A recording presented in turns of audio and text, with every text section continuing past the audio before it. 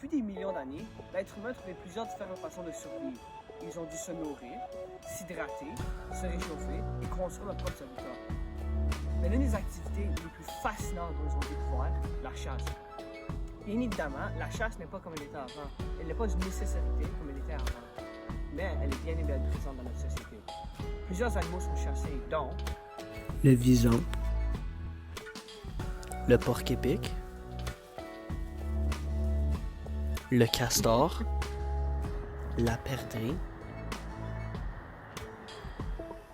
le dindon sauvage, l'orignal,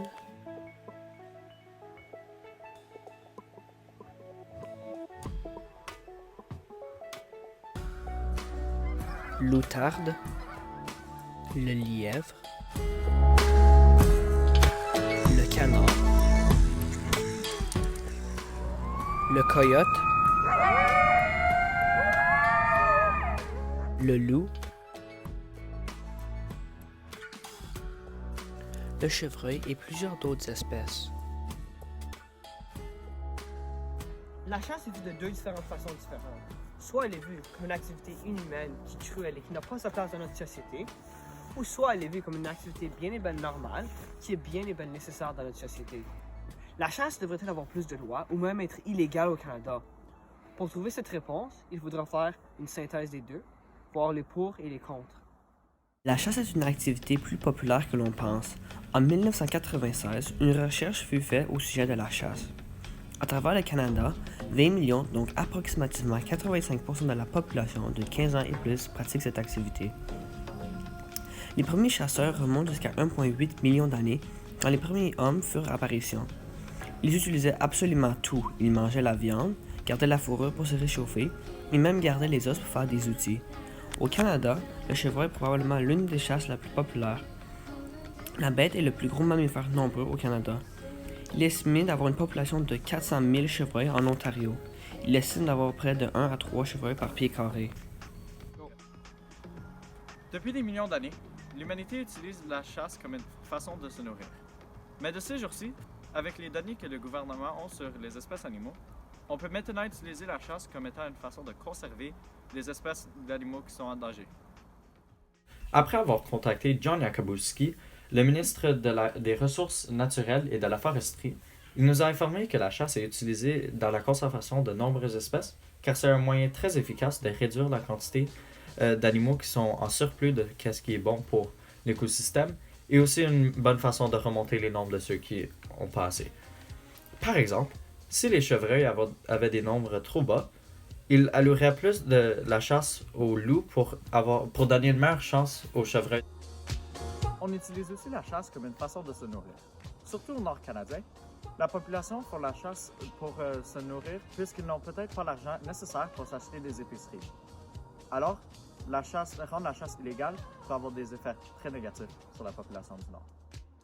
Au Canada, il est cru avoir une population de 500 000 à 1 million d'orignals.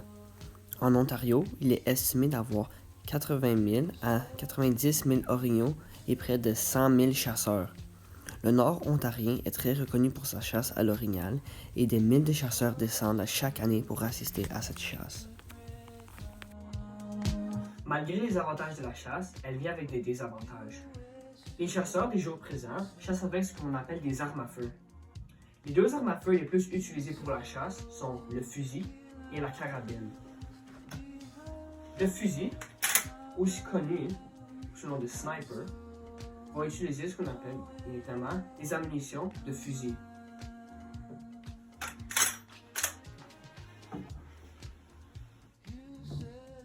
La carabine, aussi connue sous le nom de shotgun, va utiliser bien évidemment une ammunition de carabine. Maintenant, regardons plus en détail les ammunitions. Commençons avec le fusil. La cartouche de fusil est divisée en 4 différentes parties. Commençons par l'extérieur, ce que l'on peut voir. Au-dessus de la cartouche, nous avons ce que l'on appelle la balle, aussi connue sous le nom de bullet.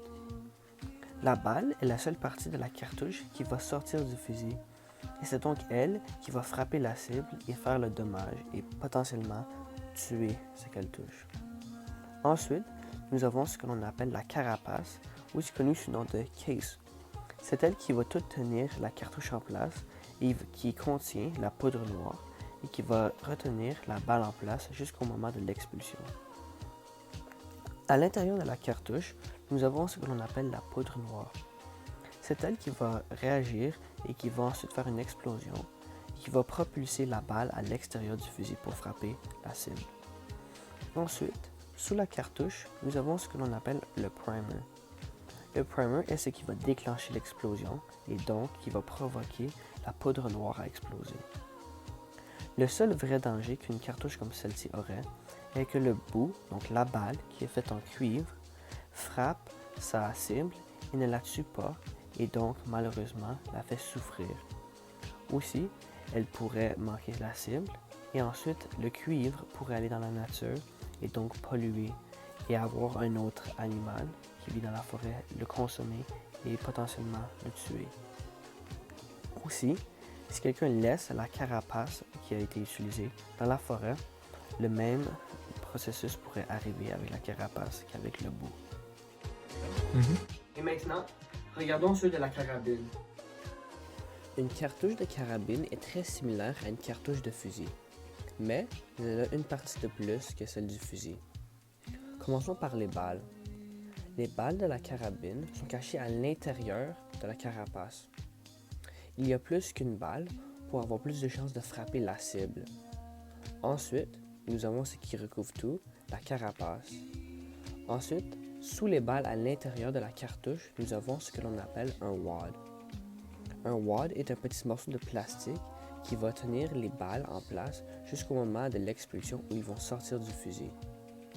Ensuite, sous le wad, nous avons ce que l'on appelle la poudre noire. Comme nous avons vu auparavant, la poudre noire est ce qui va causer l'explosion et va propulser les balles et le wad à l'extérieur. Ensuite, sous la cartouche de carabine, nous avons le primer, comme avec la cartouche de fusil. Le danger de plus que la cartouche de carabine a est que, bien évidemment, il y a plus qu'une balle et le tir est donc plus propulsé et il y a plus de balles qui vont aller à l'extérieur et qui vont polluer. Ensuite, le wad, qui est le petit bout de plastique, après avoir été tiré, va tomber à terre. Il est invisible et est donc très difficile à voir. Les chasseurs essaient de le ramasser, mais malheureusement, peu peuvent le voir et donc souvent il va rester là et va être consommé par des espèces. Ensuite, la carapace peut aussi être laissée là par des chasseurs, ce qui va causer le même effet que le wad et va donc tuer et contaminer les environs. D'autres effets négatifs de la chasse est que les animaux peuvent rester pris dans les déchets de chasse.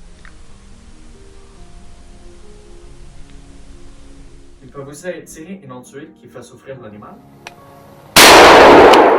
Et finalement, certains chasseurs exploitent trop les animaux qui fait baisser leur population. Malheureusement, ce ne sont pas tous les chasseurs qui ont respect pour les animaux et la nature. Ces deux jeunes hommes des États-Unis qui sont des exemples d'imbéciles qui ne respectent pas la nature. Les deux jeunes hommes ont été punis pour avoir commis un acte aussi insensible et cruel. Ils ont aussi été chargés. Ce sont ce genre de stupidité inhumaine qui fait en sorte que le nombre de chasseurs diminue. D'après le sondage de chasse mondial, presque 2,2 millions de chasseurs ont arrêté cette activité en 5 ans. Cette vidéo insupportable sont aussi une cause pour laquelle il y a de moins en moins de chasseurs. Heureusement, une grande partie des chasseurs traitent les animaux avec respect en les abattant le plus rapidement possible pour ne laisser aucune souffrance. La chasse a encore beaucoup de chemin à faire par rapport à l'environnement, à la sécurité des chasseurs et de la population elle-même, et aussi à moins torturer les animaux. Mais elle est quand même nécessaire dans notre société. Par exemple, disons qu'il y a une surpopulation de chevreuils. Les chevreuils vont manger les feuilles et les petits herbes, et ensuite, les lièvres en auront moins. Les lièvres vont donc réduire et les chevreuils vont augmenter. Pour balancer cela, il faudra abattre quelques chevreuils, donc des chasseurs pourront chasser des chevreuils pour rendre l'écosystème égal. la chasse est quand même nécessaire pour la survie de certaines espèces à travers le Canada, et aussi, il y a des règlements et des lois assez sévères. Par exemple, un chasseur qui chasse au fusil On a toujours porté un dossard orange pour se faire voir par d'autres chasseurs qui chassent au fusil. Après avoir contacté un chasseur, M. Miles Lance, nous lui avons posé quelques questions. Pourquoi chassez-vous? Croyez-vous que les ressources animales sont trop exploitées et devraient-elles être plus contrôlées, plus de règlements, gardes de chasse, etc.? Que représente la chasse pour vous? Lors du décès de l'animal, que gardez-vous de l'animal et que ne gardez-vous pas? Ces réponses furent fascinantes. Moi, je chasse pour deux raisons, pour le sport et pour m'approcher de la nature. Au niveau de la chasse et la pêche non commerciale, non, je ne crois pas que les animaux sont trop exploités. Mais les pêches et chasses commerciales, je crois que les règlements devraient être plus sévères qu'ils le sont. Pour moi, la chasse représente un style de vie que nos ancêtres vivaient, un temps plus simple. Aussi, pour moi, c'est des souvenirs avec ma famille et amis. Le décès des animaux, c'est probablement le temps le plus touchant et émotionnel de la chasse. C'est pour ça que la pratique et une connaissance de l'animal est très importante. On garde toute la viande que l'on peut, parfois on garde la fourrure. Certaines personnes gardent des os pour faire des bijoux et décorations. Le restant de l'animal reste dans la forêt et aide à nourrir d'autres animaux. La chasse a plusieurs avantages et plusieurs désavantages. Elle pollue notre terre, mais aussi nourrit la population. Elle fait souffrir les animaux, mais garde aussi la population des animaux en balance grâce aux règles de chasse. Évidemment, il y a toujours la place pour l'amélioration quand ça vient à ce sujet, même si la loi existe déjà, cela ne peut qu'aider. Mais une vie sans chasse, est-il difficile d'imaginer?